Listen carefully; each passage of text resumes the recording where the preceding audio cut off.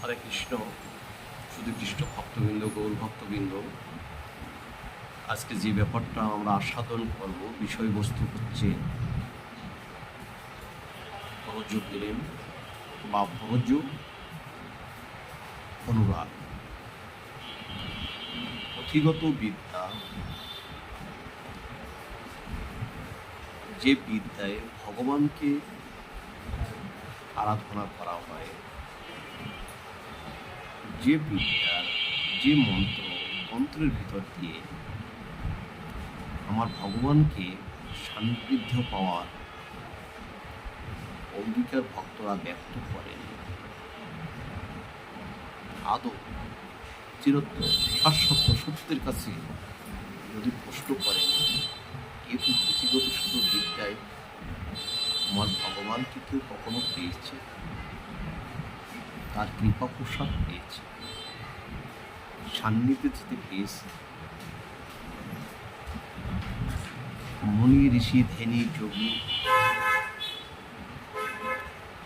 অমলাত্মা বিমলাত্মা যারা রাধা মাধবের অত্যন্ত নিত্য পরিকর ভক্তবিন্দু যারা আছে, তারা কখনোই ভগবানকে এভাবে পায়নি। ধর্ম এবং পরম ধর্ম, আপনি ধর্মকে ধারণ করেছেন, পুঁথিগত বিদ্যায় সেটা কখনো মিথ্যাও হতে পারে।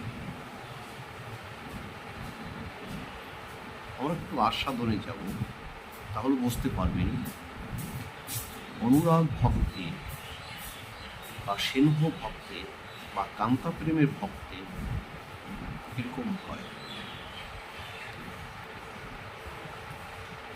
বৃন্দাবনের বাবাজির কাছ থেকে এই আস্বাদনটা আমি পেয়েছি। বৃন্দাবনে গোপীরা ও গোপ যারা আছে, প্রতিনিয়ত এরা আমার রাধা মাধবের চরণে আত্মসমর্পণ করেই তাদের ভজন।